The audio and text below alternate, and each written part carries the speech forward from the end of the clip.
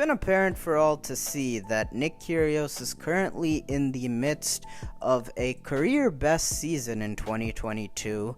Kyrgios throughout 2022 has been shockingly consistent right from the jump, and in July took it even a notch further as he got his biggest result of his career to this point by a country mile, reaching the Wimbledon final, and now he has carried that momentum into the summer on the hard courts as he's taken out the title in Washington, D.C. for the second time, and he now has followed it up in Montreal with his first real signature win of the season, defeating Daniil Medvedev in his second match of the tournament.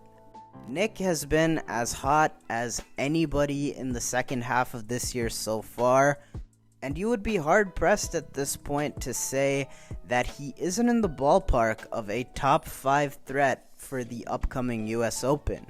Nick Kyrgios, and contender for a major really ever since the spring of 2017, has been a totally foreign concept for anybody, yet here he is in the last couple of months making quite the compelling case, even for his most ardent critics. And I would definitely lump myself in as one of those people. As far as I'm concerned, I've always viewed Nick Kyrgios ever since that aforementioned span of Sunshine Double 2017 during the spring as just a dangerous floater and nothing more really. That is just the truth of the matter, to be completely honest, because he always just picked and chose his spots for when to really turn it on and engage, and even then, he could do that for a couple matches here and there, but his body was never going to let him sustain that for long enough to actually win these big titles.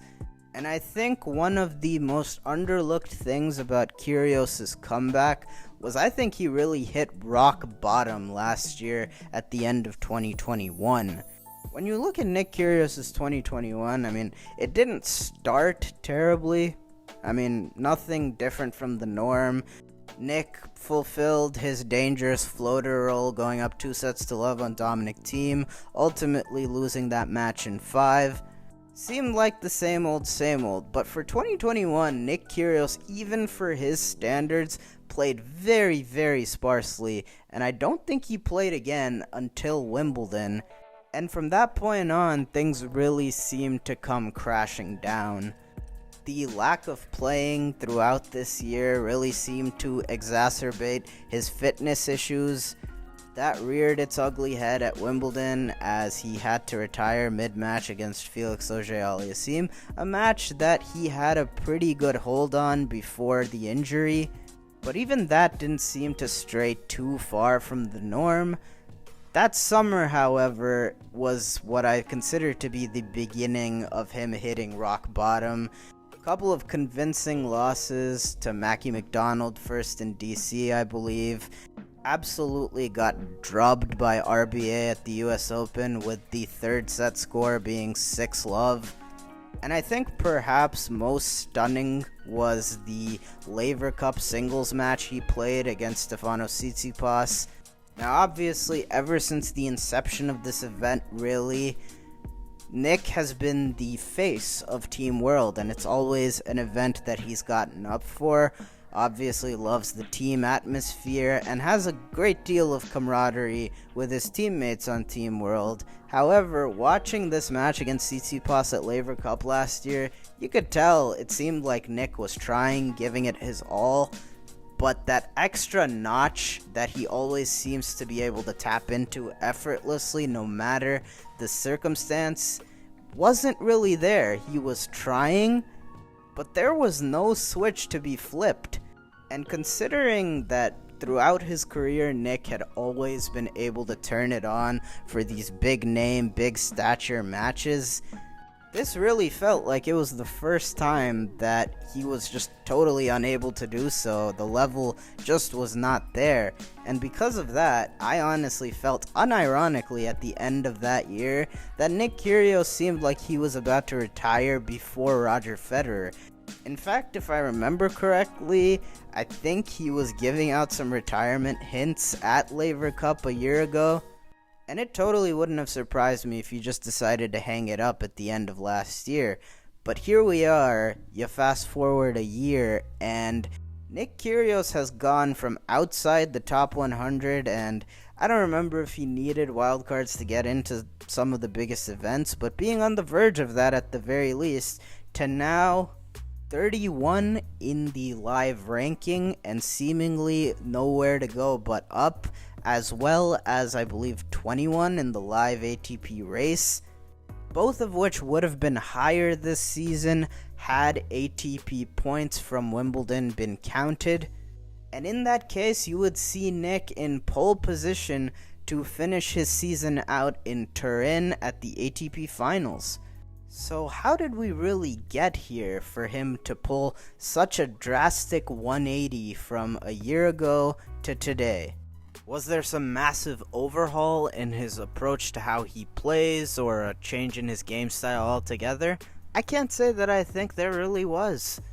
Aside from net play maybe sharpening up a little bit on account of all the doubles success he's had throughout this year, Australian Open win, more recently Atlanta and then DC titles as well, but I can't say that Nick was really that much worse off to begin with. He's always had some of the best touch and feel on tour.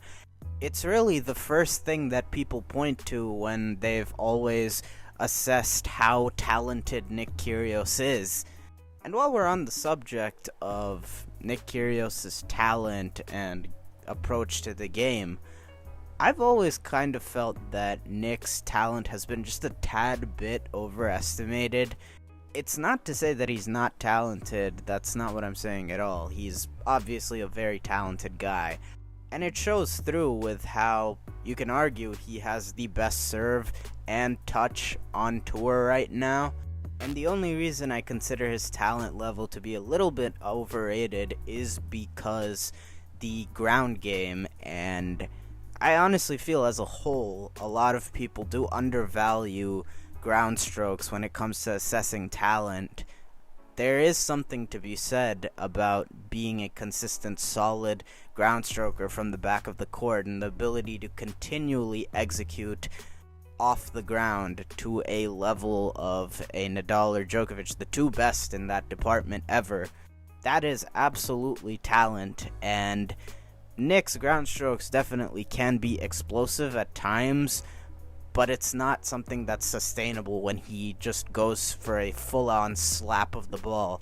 Aside from that, Nick's ground strokes are kind of unsettling in their own way to play against because there's such a drastic contrast between them. His forehand most of the time as a regulation shot is pretty loopy and can get up pretty high, and then on the other hand his backhand at times is kind of just a bunt, and in contrast that ball comes really low and flat, makes an opponent get down real low, and you know, in their own unique way, these ground strokes can be pretty effective with the different looks that they throw at you. You're constantly having to do different things like get down low, and on top of that, all the variety that Kyrgios is capable of throwing with a very good slice and drop shot.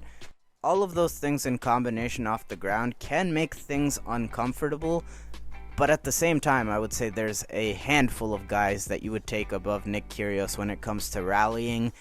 And ultimately, a lot of his effectiveness is centered around his serve. Already said, it's one of the best, if not the best on tour right now when he wants to play. And for a guy 6'4" and not that big, it's kind of incredible the way he can put it on a dime. His placement on his serve really is otherworldly, and he doesn't lack in the pace department either. And when it's firing, it keeps just about anybody guessing, including Big Three members. You've seen several matches over the years where Nick has gotten so many free points out of his serve. Even in this past Wimbledon final, I know it seemed like Novak really returned it well over the last 2 sets and a half, but in spite of that, I think Nick still got up to around 30-some aces. Point being, that shot can keep just about anybody guessing, and While most don't consider Kyrgios a serve bot, and he really isn't because there is a lot there that backs up his serve the way that others can't, but it is in a very unconventional package backing it up. It's not like a lot of the typical serve-centric players where it's like a big 1-2 following up the serve. Most of the time, the serve is just so good that it gives him an easy reply or a free point outright, and it really doesn't seem like Nick is putting in all that much effort to keep that scoreboard pressure on as a set wanes. And in spite of his one glaring weakness in being such a poor returner, he really does manage that well throughout a set and match. There'll be around like 1 or 2 games tops throughout a set where he'll really just try to go for the kill and get a decisive break. Otherwise, it's just breaker time with him. And with all these different types of looks that he throws at you with the spins and different tactics, Nick Kyrgios just seems like a very, very unsettling player to play against. And you see it in his opponents, so often in those breakers or in that one decent return game per set. His opponents, it's very easy to succumb to all the uneasiness that he creates.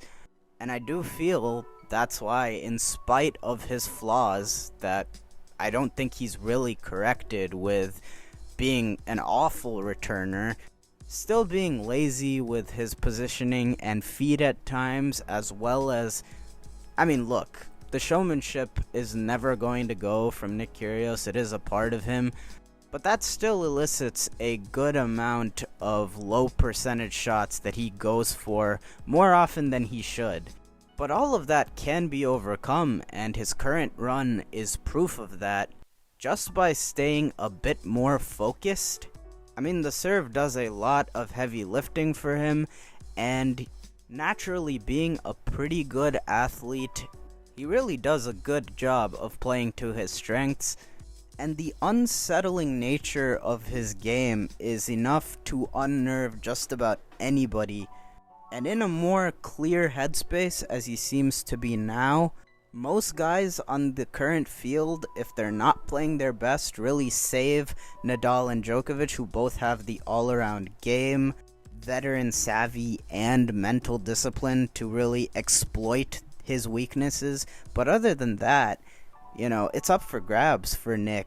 There's not much of a sample size to go with the next-gen guys like Alcaraz, Sinner, and Felix, but just taking the 3 faces of the next gen with Tsitsipas, Zverev, and Medvedev, Nick knows exactly how to play all 3 of those guys. In fact, he's had his fair deal of success against them. He has a winning record over all 3.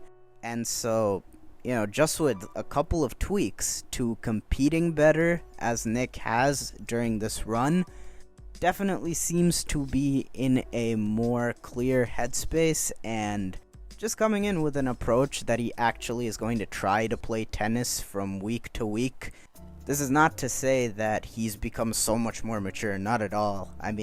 He still chirps at his camp at any minor inconvenience, if there's an inconvenience at all, and he still berates umpires and lines people as much as ever, and as a spectator over the years, this has become kind of a tired act. He certainly could do without it, but, that's probably not realistic. I will say that I feel like it doesn't totally wreck his matches the way it did for their entirety before. It still gets him in trouble where he will go off the rails a bit for periods in time within matches, but I do think he's doing a much better job of not letting it get to him completely. He's shown an ability to reset after them in ways that he never would before, and I think that has been huge, and that paired with the fitness aspect, he has gotten so much more in shape, and probably the best shape in his career. You just remember last time he won Washington, D.C., where the very next tournament in Montreal, he got routined by Kyle Edmund in his first match, and that wasn't surprising at all. But you look at this year, he's been pretty consistent, going relatively deep everywhere. Going back to grass season in particular, he played a loaded grass schedule, went deep everywhere, and he has continued to keep chugging into Montreal now.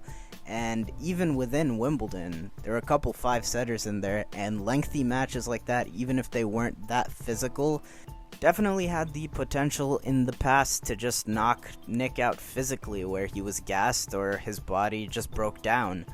I understand Wimbledon, he got a really soft draw and a withdrawal in there in the semifinals, but still, at the back end of the tournament, he seemed 100%, and he didn't lose that match because he waned physically at the end. He was simply outplayed. And now he has carried his momentum from that great grass season, winning DC and continuing into Montreal, actually, which was totally unexpected. And yet, we're 2 matches through, and he's gotten his best win of the season in the second one against Medvedev, the world number 1, who is so tough to beat during this time of year. I will say I felt Medvedev was flat in their match, but, some of that is also, again, the unsettling nature of playing Nick Kyrgios. And so, just tweaking these 2 things with mentality and physicality, Nick Kyrgios, without having changed much technically, has taken himself to another level. We've always known how easy the game comes to Nick Kyrgios, and we've always known how formidable he can be when he peaks, and, now he's not just picking and choosing when to peak. He's able to get through these matches when he's not playing his best, and he's taking advantage of how easily the game comes to him. And while things aren't completely ideal, especially on the mental front, it does seem that just a bit of minor mental growth and a big upgrade fitness-wise was all that was really required for Nick to get this massive uptick in results. We'll see how it goes for the rest of this week, continued into the rest of the North American hardcourt swing, because I don't think Nick is really going to play all that much post-US Open. He already announced he's not playing Laver Cup, and with that being an event that he cares about, I doubt that he's really going to play all that much post-US Open, unless he actually ends up making Turin somehow. So we'll see what the rest of the season has to hold for Nick Kyrgios and whether he can keep up these areas of growth from him. That'll do it for this video, though. If you made it this far, thank you so much for watching, and I hope that you enjoyed. If you did, it would be much appreciated if you could hit the like button. There's a reason that a lot of YouTubers ask for this. It helps the video perform a lot better in YouTube's algorithm, and it would be much appreciated if you could subscribe to the channel if you're not already. Thank you again so much for watching, and of course, I will see y'all in the next one.